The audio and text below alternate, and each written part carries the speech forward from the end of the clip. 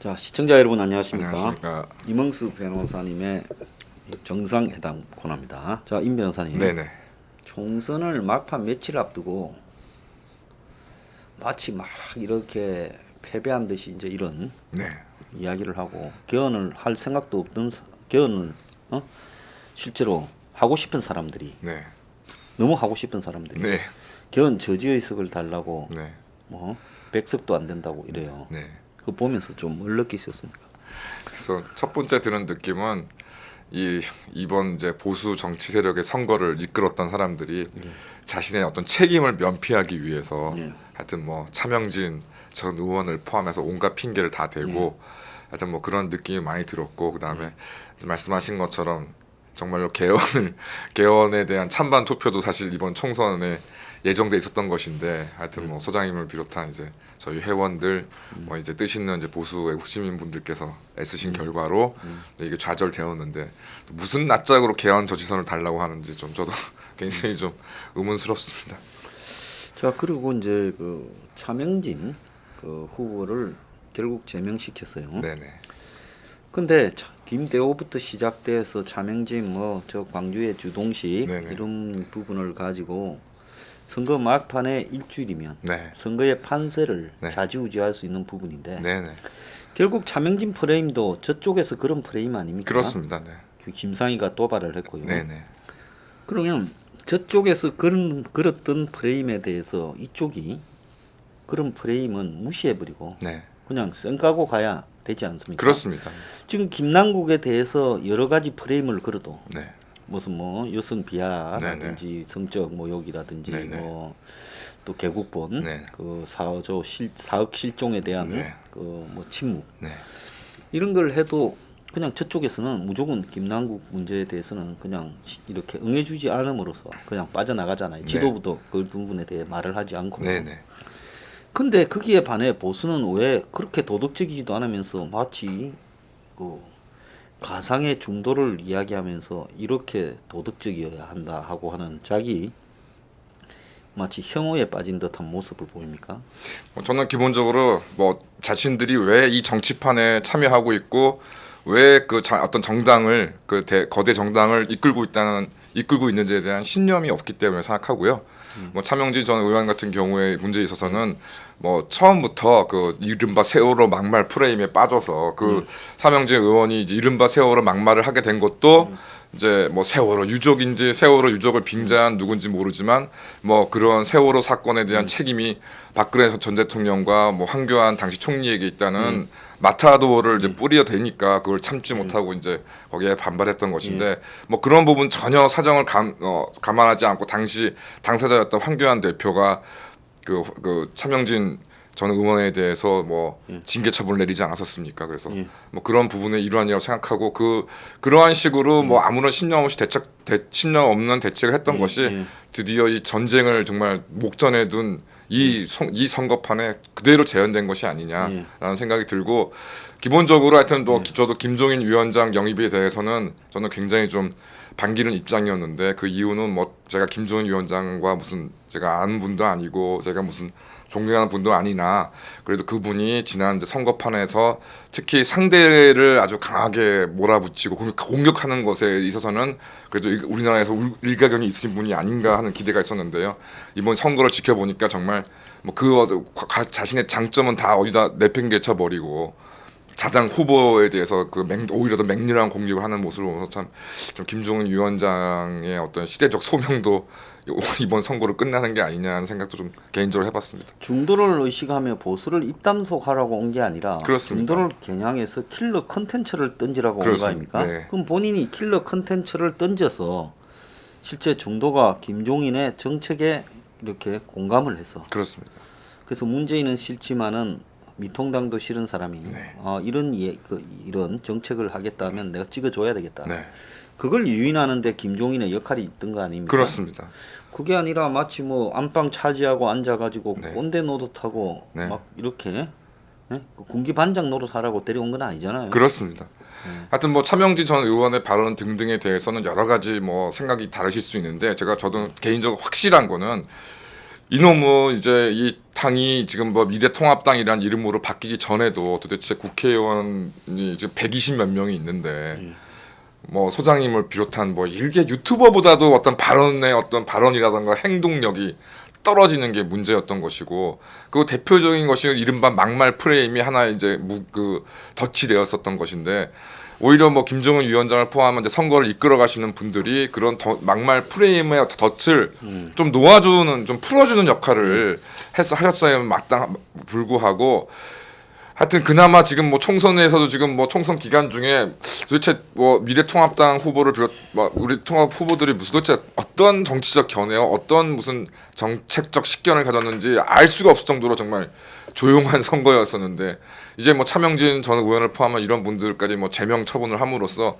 이제 선거도 다 끝나가지만 이제 뭐 더 누가 이 선거판에서 정치적 이슈나 문재인을 비판하는 어떤 목소리를 낼 것인가. 그 침묵하는 그 목소리가 그 결과를 뭐 반증하는 게 아니라 생각합니다.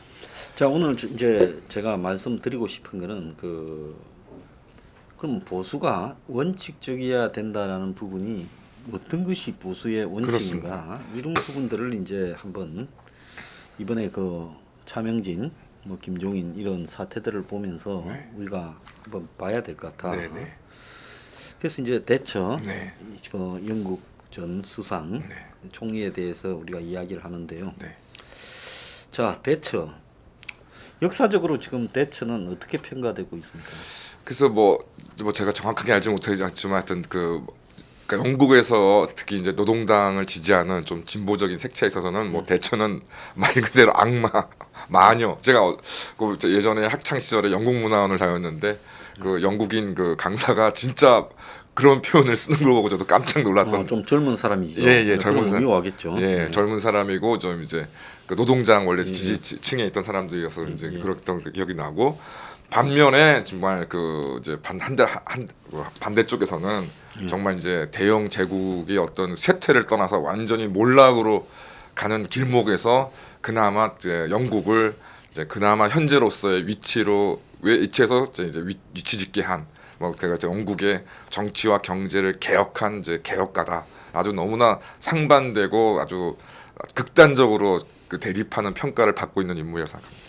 또 한편으로 이제 현재 시점에서 봤을 때 그 대처가 영국을 이제 당시 그 영국을 80년대 초반에 뒤덮던 네. 영국병이라고 하는 네. 노조 네.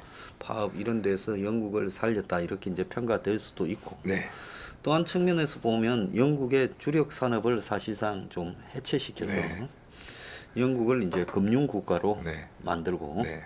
또 영국의 그 부동산 폭등이나 네. 이런 부분 이 신자유주의 부분에 어떤 많은 후유증도 남겼다 이렇게 또 양면도 있어요. 그렇습니다. 그렇지만 이제 이 사람이 분명한 거는 그 자기 소신만큼은 투철했다. 네. 이런 관점에서 네. 한번 이렇게 응원해 보겠습니다. 예. 소장님 말씀하신 것처럼 이제 뭐 아마 좀 연세가 있으신 분들 기억하시겠지만 1970년대의 영국병 그래서 이제 Winter of Discontent 그래서 특히 1979년에 이제 78, 9년에 영국의 공공노조 뭐 특히 막 청소 근로자들까지 파업을 해서 이제 런던 시내 길거리마다 그냥 쓰레기가 넘쳐나는 그런 모습을 대표적으로 이제 보여지는 건데 이제 1차 대전 이후에 이제 당시 이제 뭐 나중에 좀 기회가 되면 좀 같이 좀 말씀 나누겠으면 다만은 1차 대전 이후에 이제 영국의 이제 국력이 쇠퇴를 하자 당시 재무상이었던 처칠이 이제 근본위제를 강화하면서 이제 금융 산업을 다시 이제 부활시키려고 하다가 오히려 이제 극심한 불황을 초래해서 이제 서민들한테 극심한 고통을 안겨준 적이 있습니다. 그 이후 이제 그러다가 이제 2차 대전을 맞이했는데 당연히 2차 대전 같은 경우에는 아예 이제 영국의 민간인들이 이제 폭격 등을 통해서 엄청난 재산적 이제 생명의 이제 피해를 입다 보니 이제 뭐 보수나 진보와 가릴 거 없이 또 1차 대전 이후에 이제 그런 끔찍한 경험을 이제 바탕으로 해서 이제 그 큰 복지국가, 이제 큰 국가를 이제 만들어서 국가가 이제 어떤 국민의 어떤 기본적인 생활을 책임져야 된다는 이제 그런 이제 논리가 이제 좌우를 뭐 포함해서 이제 추진하게 되고 그게 보면서 이제 요람에서 무덤까지라는 이제 그런 이제 복지 정책과 함께 또 주요 산업이 국영화되는 이제 그런 이제 일들이 벌어지게 예, 됩니다. 그래서 이제 1차 대전 그 2차 대전이 이제 그 사실은 그 진행 중일 때 네. 영국의 알게 모르게 지식인 사이에서는 사회주의화가 네. 급속히 진행됐지 않습니까? 그렇습니다. 네. 그게 이제 처칠 등이 두려움을 느끼고 이제 비버리지입니까? 네. 그 사람한테 이제 비버리지 보고서를 내라. 네, 네. 그래서 거기서 이제 요람에서 무덤까지라는 네. 일종의 영국의 국가적 그 복지 정책 네, 네. 이 부분을 이제 입안을 시켰는데 네.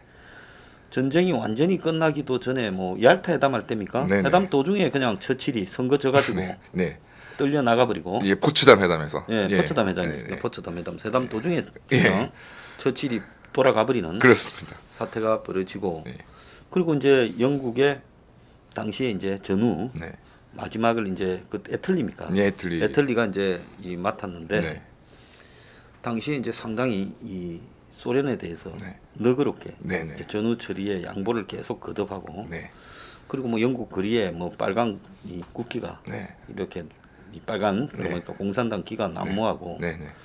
그러면서 이제 전후 영국에 대한 우려가 서방 사회에서는 매우 커지고 그렇습니다. 그러면서 계속 이제 50년대 60년대를 거치면서 영국이 노동당 집권이 상당히 오랜 기간 네, 오랜 기간 계속됐죠. 네, 그렇습니다. 예, 잠깐 뭐 중간에 그 보수당이 네, 네. 집권을 하기도 했지만은 이제 영국의 노동당이 집권을 하면서 이제 노조가 영국에 이렇게 주도권을 가지게 되고 네. 그러면서 이제 영국이 그 방금 말씀하신 영국병에 네. 이렇게 빠져들지 않았습니까? 그렇습니다. 뭐 이제 아시는 바와 같이 이제 전쟁으로 인해서 이제 영국이 엄청난 부채를 지게 되고 또 이제 2차 대전 이후에 제3세계 독립 등으로 식민지를 상실하게 되는데 이러한 과정에서 이제 복지 정책까지 같이 추진하게 되니까 재정 적자가 해소되거나 이제 경쟁력이 제고가 요원이 하게 됩니다. 결정적으로는 이제 뭐 다 어르신들 다 기억하시겠지만 1970년대 이제 오일 쇼크가 발생하면서 이제 과도한 재정 적자랑 인플레가 극심하게 되고 영국의 산업 경쟁력이라는 거는 이제 끝없이 추락하게 되면서 이제 한계 상황에 봉착하게 되고 오히려 이제 이런 것들이 또 임금 상승을 억제하는 이제 그런 분위기를 자극하니까 여기에 반대하는 이제 강성노조들이 끝없는 정치 파업이 이제 진행되면서 도대체 해결할 수 없는 상황이 됐고 이제 앞서 말씀드린 것 같이 1978년 노동당 정부조차도 이제 임금을 좀 상승을 좀 억제해야 되겠다 하는 정책을 내놓으니 이제 탄광 및 공공노조가 이제 파업을 통해서 결국 이제 영국이 완전 내부에서 붕괴되는 그런 상황을 맞게 되고 결국 이제 1979년 이제 이러한 이제 극심한 이제 혼란과 이제 끝이 보이지 않는 이제 이 그 상황을 이제 타개하겠다는 이제 기여망을 안고 이제 대처 보수당 정권이 이제 그 1979년에 이제 등장하게 됩니다.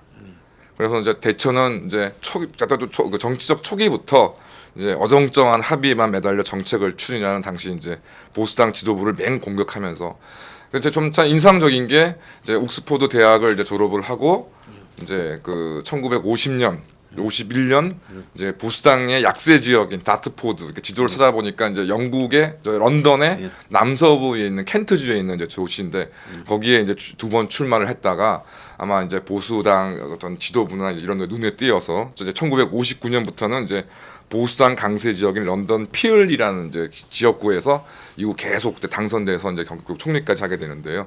하여튼 이런 부분이 좀 그 토니 블레어 같은 경우도 이제 그 노동당이 너무 보수당에 이제 계속 연속적으로 패배하니까 노동당이 강세인 지역구에서 이제 그 다음에 어떤 선거의 승리를 이끌 수 있는 유망한 정치인으로 이제 토니 블레어를 영입하는 거를 이제 지구당 단위 우리나라처럼 지구당 단위에서 이제 그런 것들 작업을 추진했던 것이 제가 닥겨서 기억나는데 참 이런 부분이 참 현재 특히 우리나라 보수 정당하고는 참 너무나 질적으로 다른 어떤 정치적 인재를 키워내는 정말 그렇지만 전통 있는 정당의 방식이 참 이 대처도 이제 그런 과정을 통해서 이제 인물이 키워진 거죠. 그러면서 이제 집권 후에 이제 가장 큰 문제가 됐던 이제 탄광 노조를 분쇄하기 위해서 이제 1983년부터 이제 탄광 합려 정책을 추진하는데 기존에 이제 그 이때만 해도 영국이 이제 석탄으로 이제 에너지가 많이 이제 사용되다 보니까 이제 탄광 노조가 파업이 되면 석탄이 모자르게 되고 그러면 이제 그 정부가 그 탄광 노조의 파업에 이제 굴복하는 그런 이제 일이 반복되었는데 대처는 이제 이에 대비해서 석탄을 충분히 비축을 해서 이제 탄광 노조의 파업에도 이제 에너지 문제가 발생하지 않도록 만번의 준비를 한 끝에 이제 2년 약 2년 가까이의 탄광 노조 파업을 이제 이겨내고 결국은 이제 그 탄광의 합리화 정책을 시작하게 됩니다. 그래서 이제 결국 이제 탄광 노조의 항복을 받아내면서 가장 큰 저항 세력을 분쇄하고 이제 국영회사의 민영화 가속, 그다음에 국가 소유 임대주택을 매각하고 대처식 이제 신자유 체제가 이제 바야흐로 승리하게 되는 이제 그런 상황을 이제 대처가 이끌어내기는 합니다. 근데 이제 뭐 소장님께도 방금 말씀하셨지만. 그러니까 이런 이제 확고한 어떤 자신의 어떤 신념과 정책으로 대처가 어떤 일을 이제 진행하는 건 좋았지만 이제 결국은 이런 충격 역법으로서 이제 각 산업의 경쟁력을 당장 제고시켜서 이제 영국의 성장률이라던가 어떤 뭐 재정 적자라는 것이 이제 해소되는 부분이 있었지만 결국 이제 민영화된 기간 산업들 이제 뭐 아시는 분들 아시겠지만 특히 철도 같은 경우에 이걸 다 민영화를 했더니 이제 그 시설에 대한 재투자 그다음에 그 신기술 개발은 뒷전이 된 상태에서 이제 독점적 구조가 되어 있으니까 그 영국의 철도 요금 같은 경우는 정말 살인적으로 정말 비싼 그런 상황. 그래서 고비용 저율 체제가 진행되고 결국 영국의 기존의 제조업 기반이 완전히 붕괴되다 보니까 그 양극화가 심화되고 또 금융 산업을 보호해야 한다는 명목으로 이제 고환율 정책이 시작되면서 제조업의 또 재도약이 자체가 원천 봉쇄되고 앞서 말씀드린 것처럼 이제 국가 소유의 임대주택을 매각해서 부동산 시장을 이제 활성화시키는 것까지는 뭐 나쁘지 않았는데 결국 이것이 이제 최근 이제 10년 20년 동안 특히 중국 자본의 끝없는 유입을 통해 중국 자본 등의 외국 자본의 끝없는 유입을 통해서 부동산 가격이 폭등해서 런던 같은 경우는 뭐 상상할 수도 없는 이제 그 주택 가격 그래서 결국 서민들의 삶의 질도 붕괴되고 또 이러한 경우가 결국 복지제도가 존재는 하지만 허울만 좋은 특히 이제 NHS라는 그 국가 의료 시스템이 있음에도 그 우한 폐렴에 제대로 대처하지 못하는 그런 영국의 어떤 모습이 오늘날 영국 대처식 신자유주의 체제의 어떤 단점을 정확하게 보여주는 게 아닌가 생각이 듭니다. 그래서 이제 당시에 영국의 대처 입장에서 노조의 지금 이 문제, 탄광 노조 문제 등에 대해서 대처하는 것은 필요했죠. 네.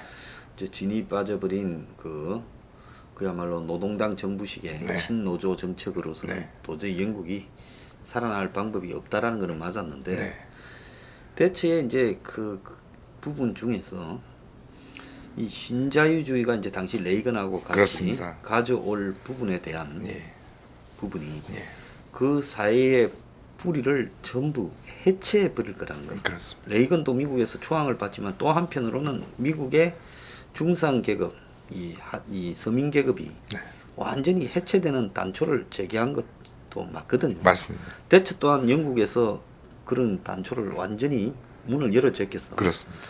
그 이후에 한번 신자유주의화가 되면 심각한 게 뭔가 하면 그냥 신자유주의가 아니라 정치 권력과 자본 권력 이런 부분의 유착이 아주 심해지면서 특권 계급화가 진행이 되고 그러면 그 사회가 도저히 이제 거기서 벗어날 수 없는 부분으로 넣어버림으로써 또 다른 세계로 집어넣어버린 부분이 강하게 있거든요. 그렇습니다. 자, 이런 부분으로 봤을 때 오늘날 지금 영국에서 벌어지고 있는 지금 브렉시트 그리고 그 브렉시트 결정 이후에 영국이 지금 어떻게 하지를 못하고 있지 않습니까? 그렇습니다. 지금 보수당이 집권을 하고 있는데 자기들이 만든 브렉시트 그래서 카메론 총리가 그 투표 때문에 집에 갔잖아요. 그다음에 메이가 그걸 수습을 하겠다가 수습 못하고 집에 갔어요. 그 지금 존슨이 하다가 뭐 얼마 전에 중환자실까지 갔다가 지금 저러고 있는데 그 영국의 그 정치적 리더십이 붕괴되는 모양새가 지금 이 브렉시트 처리에서 나타나고 있지 않습니까? 그렇습니다. 자, 그래서 이제 우리가 참 이 영국의 대처라는 부분을 오늘의 이 시점에서 봤을 때 창강 노조에 대한 과감한 해체, 우리 서포 15조에서 이야기하는 민노총 해체라는 부분하고 맞았지만 그렇습니다. 그 다음에 결정에 있어서 경쟁력이라는 부분으로 놓고 경쟁력 없는 제조업을 포기해 버린 부분이 네. 오늘날 영국 사회가 지금 영국하고는 생각나는 게 뭡니까? 금융. 네. 또 시티로 하는 런던의 네, 그 네. 금융가. 그렇습니다. 거기는 가면 사람이 때깔이나 완전 생긴 게 다르다며. 네, 네. 집도 다르고. 네. 그리고 이제 또 다른 한편으로는 뭐 영국의 네. 뭐 뮤지컬 같은 네, 네. 뭐 문화 관련 상품. 문화, 네. 뭐 약간의 디자인. 네. 영국이 프랑스 비스무리하게 뭐 그렇게 디자인. 네. 그런 정도고. 네. 그리고 영국을 만약에 벗어나 가지고 이제 뭐 한 2시간 기차 타고 지방으로 가면 거의 대부분의 영국이 다 쇠락해가. 네. 우리가 영더 드라마라고 불리는 네, 네. 나타나는 영국의 지방 도시 모습을 보면 정말 황량하고 네. 참 이래 저게 영국의 모습일까 싶을 정도로 낮에는 뭐 대부분이 백수로 펍에 있고 네, 네. 그런 모습이 보이지 않습니까? 그러니까 뭐 저도 그 유튜브 같은데 보니까 예. 특히 이제 리버풀 같은 경우가 이제 대표적으로 산업혁명 시대 산업혁명 시대를 주도했던 대표적인 산업 도시고 이제 항구 도시로서 정말 번성했던 곳인데 이제 지금은 정말 축구팀만이 남아 있어서 이 리버풀 시민들이 그냥 축구팀하고 그 다음에 저기 뭡니까 비틀즈. 비틀즈만 남아 있죠. 남아 있는 그런 것들. 그래서 그 영국 문화원 제가 잠깐 다닐 때도 이제 그 강사가 이제 리버풀 출신이었는데 본인들이 그런 얘기를 하더라고요. 이제 완전히 황폐화돼서 정말 말씀하신 것처럼 리버풀 축구팀과 비틀즈밖에 없는 그런 도시가 됐다는 얘기를 자조적으로 하는 얘기를 직접 들은 적이 있고 유튜브 영상을 보니까 막 대낮부터 이제 펍에 모여서 그냥 그러니까 뭐 그 우스갯소리로 이제 영국의 축구 팬들, 유럽 전체가 그렇기도 하지만 축구 팬들은 일주일을 이제 그 월요일부터 그 수요일까지는 이제 그 지난 일요일 날 했던 축구 경기를 가지고 얘기를 하고 목요일부터 이제 토요일까지는 일요일 날 할 축구 경기에 대해서 얘기한다. 뭐 이런 식으로 거의 그런 것에만 이제 빠져서 지내는 이제 그런 좀 힘이 떨어진 쇠퇴한 모습을 이제 보이고 있는 것이 그러니까 물론 그게 꼭 대처만의 뜻은 아니지만 대처만의 어떤 그 책임은 아니지만 어쨌든 그 제조업이라는 그러니까 비교 우위 경쟁이라는 그 논리 하나로 제조업 전체를 죽였던 것이 지금 어떻게 보면 이게 지금 현재 우리나라 같은 경우도 남의 일이 아닌 것이 이제 원전 가지고 지금 말이 많은데 지금 이제 이 빌어먹을 문재인이 집권한 이후에 3년 동안 사실상 원전 산업이라는 게 지금 뭐 사실상 해체되고 있는 상황이고 이게 제조업이라는 것이 이게 꼭 무슨 뭐 공장만 해서 되는 것도 아니고 사람만 있어서 되는 것도 아니고 뭐 이러저러한 복잡한 그런 노하우들이 축적이 되어야 가능한 것인데 이게 어느 한순간에 공백이 돼버리면 그걸 회복하는데 어마어마한 시간과 노력이 들어가는 거 아니겠습니까? 그래서 그런 어떤 딜레마를 우리나라 지금 현재 겪고 있는 것처럼 영국도 한 번 그 제조업이라는 걸 싹 정리해버리고 나니까 이제는 영국의 사람들이 소비하는 물품 중에 영국 내에서 생산된 거라고는 거의 찾아보기 힘든 상황이라는 얘기를 제가 한 20여 년 전에도 친구한테 들은 적이 있었거든요. 요즘 또 그 책도 나왔던데 뭐 주택 사탈인가 작년인가 재작년인가요? 네. 그 영국의 런던에 임대주택에 불이 나가 네네 맞습니다. 엄청 기억나요. 많은 사람이 네. 다 죽었지 않습니까? 네, 네. 금만 이렇게 위로 번듯하게 올렸지 안에는 막 완전 싸구려 자재에 네. 방화 대책이 거의 없는 네. 그런 임대주택에 영국 사람들을 이제 서민들을 네. 살게 하다가 네. 불이 나서 네. 많은 사람들이 이제 숨졌는데 지금 이제 그런 모습들도 결국은 영국의 땅들을 영국을 갖다가 이제 검은 돈들 중동, 네. 아프리카, 러시아, 네. 뭐 아시아, 네. 중국 네. 이런 데서 검은 돈들을 다 전 세계 검은 돈들을 끌어들이면서 네. 결국 그 돈과 관련된 업무를 종사하는 사람은 고연봉에 네. 뭐 고학력자에 잘 살지만 네. 영국의 시민들은 자기의 땅을 다 그냥 징발당해서 네. 이제 그 부동산 투기판 런던이 세계에서 부동산이 제일 비싸잖아요. 그렇습니다. 제공하고 그 결과 영국 사람이 살아가는 이 삶의 조건은 정말 열악하지 않습니까? 네. 네. 우리가 드라마 봐도 영국의 사람들 집 중에 뭐 귀족이라고 세습 귀족 빼놓고는 집이 안 그러면 뭐 영국의 뭐이 금융에 종사하는 사람 빼고는 나머지는 집 모양을 보면 다 초라하잖아요. 네. 좀 깜짝 놀랄 정도의 뭐, 수준인 것 같습니다. 초라하죠. 네. 그러니까 영국이 지금 이 집을 다 남한테 줘버렸다라고 하는 이야기가 나와가 사회에 큰 문제가 돼 있습니다. 네.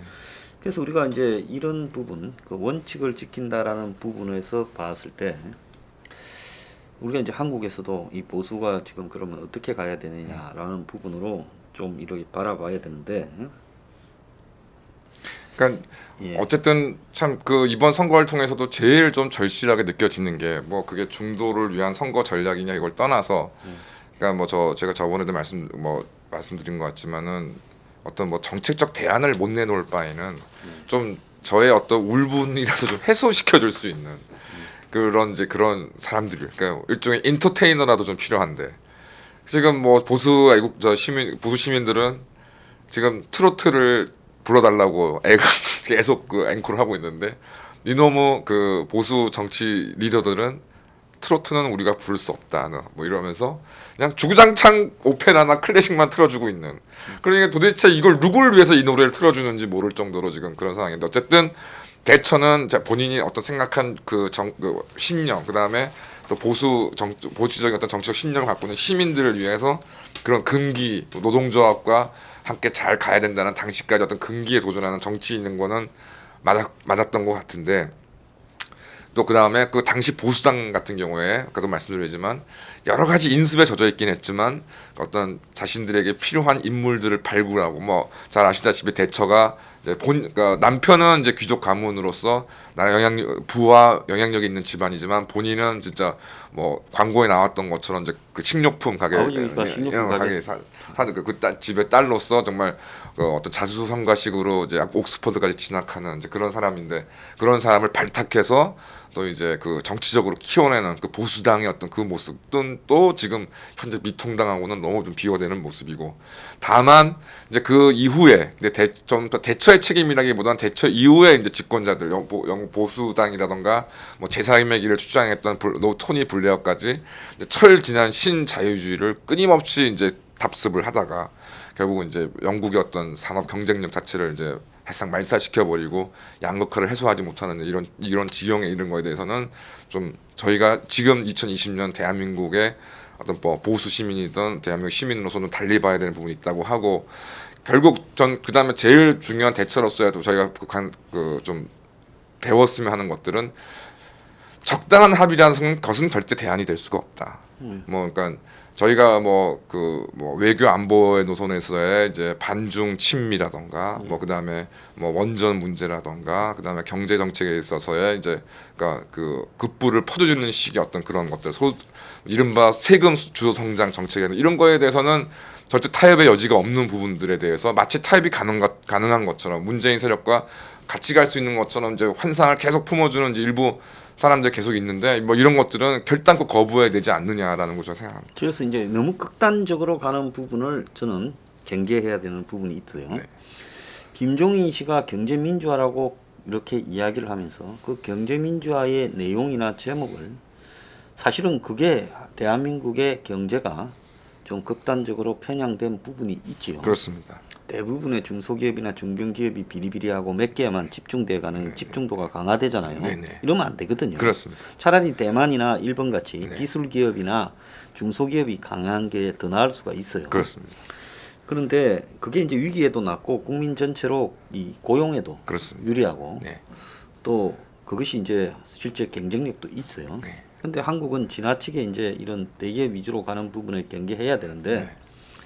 근데 김종인 씨가 이제 그런 부분을 가지고 계속 비판만 하면서 그 내용을 컨텐츠를 제대로 만들지 못했잖아요. 그렇습니다. 그러니까 이번에 다시 또 보수당으로 오면서 이번에는 경제민주화 이야기 안 하겠다고 하면서 김종인에 대한 뭐 정경련이나 재벌들의 보수 언론의 비판이 전혀 없었잖아요. 네네. 항복하고 온 거예요. 네네.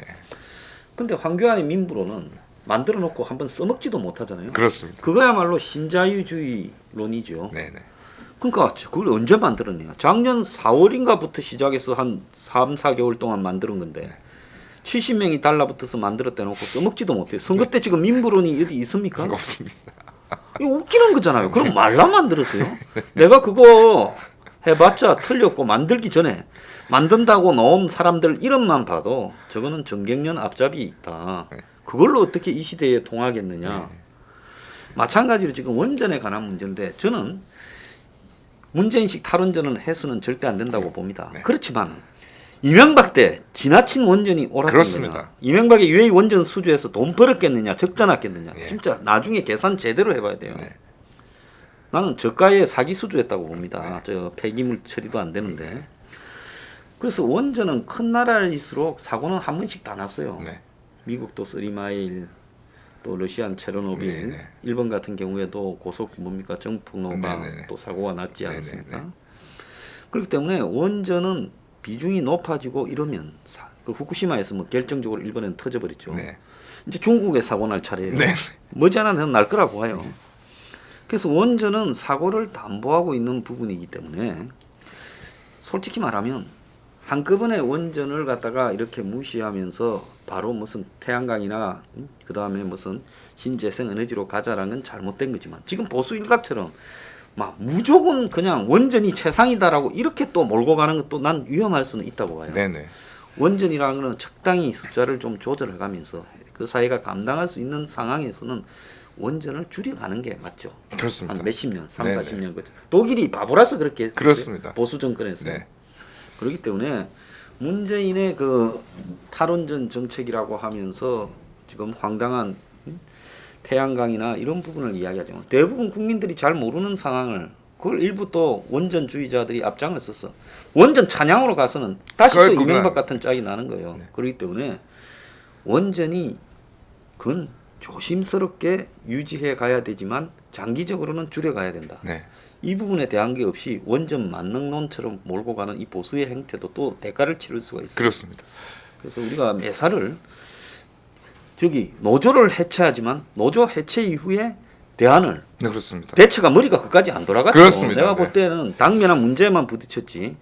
그 다음에 복지를 해체해서 민영화를 했을 때의 대안은 주거 문제를 어떻게 할까. 네. 그래서 우리 서포 15조가 말이 났으니까 망정이지. 지금 주거 문제가 한국의 핵심이다. 이게 뭐 주택 가격이 내려가고 올라가고가 아니라 내려가더라도 이거는 유지돼야 된다. 그렇습니다. 인기가 없어서 사람들이 아무도 응하지 않으면 이제 그때는 주거 문제가 해결된 시점이잖아요. 그렇습니다. 그런 거고 또 한편으로는 제조업을 우리가 복원시켜야 된다. 네. 해외로 나갔던 제조업을 전부 다 다시 리쇼어링입니까? 네. 돌아오게 해야 된다. 네. 그래서 제조업에 기반을 두지 않은 4차 산업이나 어플 경쟁이, 공유 경쟁이, 신경제는 없다. 네. 여실하게 나오잖아요. 요즘 어플이라는 놈들이 다 사기꾼 아니에요? 뭐 아무런 그 뭐 어떤 뭐 미래의 어떤 발전이나 발전적 가치를 담보하는 거하고는 너무 거리가 멉니다. 그냥 착취하기 위한 방법 그럼. 중에 하나죠. 네네. 말장난에 불과하고. 네네. 그 다음에 4차 산업혁명이 이 우한폐렴 국면에서 무슨 효용을 발휘하고 있습니까? 이거 전통적인 오프라인 전염병이잖아요. 그렇습니다. 패스트 같이. 이 전통적인 오프라인 전염병에 도대체 4차 산업의 핵심이라고는 AI나 로봇이나 그다음에 드론이나 무슨 뭐 3D 프린터나 또 무슨 뭐 자율 자동차가 무인 자율 자동차가 뭔 소모가 소용이 있습니까? 그렇습니다.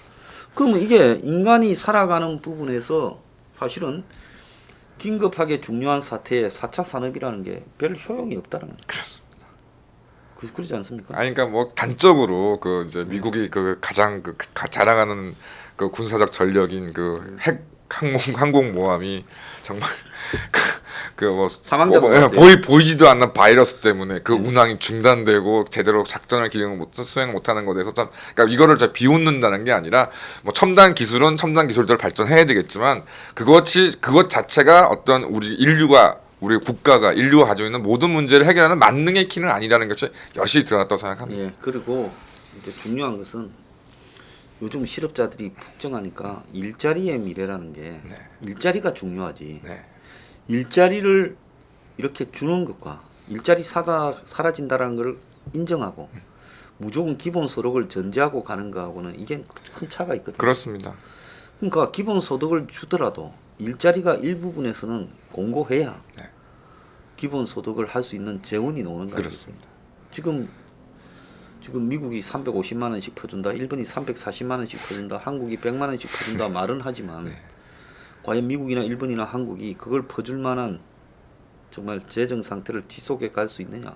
불가능하잖아요. 그렇습니다. 그러니까 제가 볼 때 일자리를 최우선으로 하고 오히려 기술 발전은 일자리보다는 저는 후속의 문제다라고 생각을 할 필요가 있다. 네. 뭐 한 산업이 처지면 안 되니까 기술 발전에서 어떤 부분들은 그 4차 산업혁명이나 이런 데 앞장을 서야 되겠지만 그게 그 나라를 다 먹여 살리거나 그 나라 국민을 해결하거나 다수의 공리주의적 관점에서 봤을 때 그게 마치 만병통치약인 것처럼 이야기해서는 절대 안 된다. 예. 대처가 이제 그런 효율성에 꽂히게 되면서 사실은 그 효율성의 이면에 숨어 있는 이 무서운 판도라 상자 뚜껑을 열면 안 되는 걸 그렇죠. 열어버린 거죠. 그렇죠. 그런 부분은 분명히 비판받아 놨다. 그래서 우리가 이 보수라는 부분이 좌파에 무조건 반대로 하는 게 보수다. 이렇게 이제 잘못 생각하다가 이게 큰 문제가 생길 수 있어요. 한국 그렇습니다. 사회에. 네네. 그래서 영국에서도 당시 노동당에 뒤인 사람들한테 그들에게 반대로 가는 게 보수다라는 부분을 대처가 보여주다가 그로부터 한 3, 40년 지난 뒤에 영국 사회의 후유증이라는 게 엄청나잖아요. 그렇습니다. 독일하고 영국하고를 비교해 보면 이제 비교가 안 되는 수준으로 영국 사회가 망가져 버렸잖아요. 그렇습니다. 지금 북아일랜드나 저기 뭡니까 저 스코틀랜드가 네. EU 탈출할 것 같으면 우리는 빠지겠다고 영국에서 네. 이야기를 할 정도가 되지 않았습니까? 그렇습니다.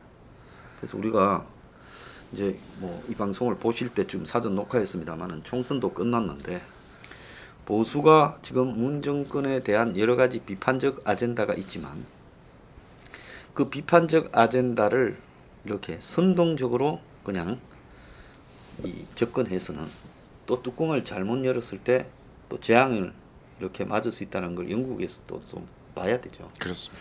대처는 제가 봤을 때 한 20년 전까지 평가가 최상이었고 네네. 시간이 가면 갈수록 아마 제가 봤을 때 대처는 역사에서 평가가 낮아질 수밖에 없다라고.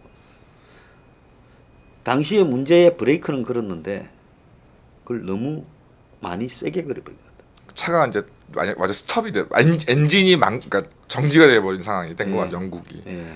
그런 상황이 됐다고 보여주고 뭐 소장님 말씀에 덧붙여서 저도 이제 뭐 에너지 문제 생각해 보면은 그러니까 저도 뭐 전문가는 아닌데 최소한 이제 좀 그러니까 뭐 저희가 이제 앞으로 미래를 어쨌든 뭐 눈을 이제 자신의 눈을 갖고 읽어야 된다면은 저는 이제 뭐 에너지 문제에 있어서 제일 핵심적인 화두는 역시 유가 문제가 아닐까 생각이 듭니다. 미국이 셰일 가스나 셰일 석유를 이제 하면서 뭐 제가 전문가 아니지만 아마 고유가 시대는 아마 당분간은 없지 않을까. 없지 않을까. 그렇죠.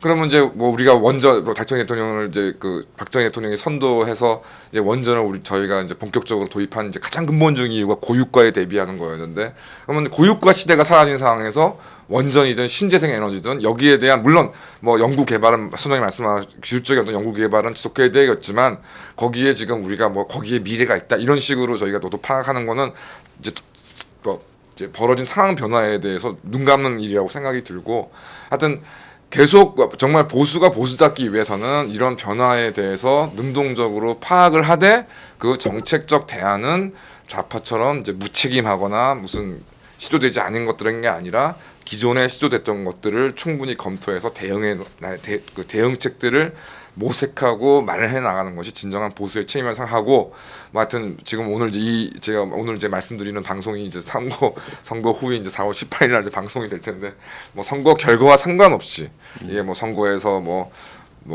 회원분들과 제가 소장님이 기대하는 것만큼 보수 정치 세력이 뭐 승리를 했던 아니면 패배했던 대로 이 부분에 대한 정말 제대로 된 보완이 없다면 재집권은 뭐 불가능하다고 생각이 들고 뭐 그동안 계속 말씀하신 것처럼 재집권 해봐야 그게 얼마나 가겠느냐. 국민들 어떤 이 진정 이거 좀 뭐 얄팍한 무슨 그 뭐 막말을 좀 덜하고 점잖게 말하는 걸로 중도를 저희가 꼬실 게 아니라 정말로 중도를 설득하기 위해서는 이런 부분들에 대한 진짜 진정한 고민과 대책이 필요한 게 아닌가 생각이 듭니다. 예, 컨텐츠가 있어야 된다. 그 고민이 지금 매우 심각하다고 보고 있습니다. 그리고 그 컨텐츠는 뺏기는 게 아니라 그야말로 만들어내야 된다. 그렇습니다. 그걸 제가 중요하다고 말씀드리고 싶습니다. 자, 오늘 그 한 사회에 대한 브레이크를 갖다가 어떻게 걸어야 되는가 하는 부분을 대처를 바라보면서요. 우리가 한국의 현실에 그 빗대어서 한번 해석을 해봤습니다. 네. 자, 1부 마치겠습니다. 감사합니다. 감사합니다.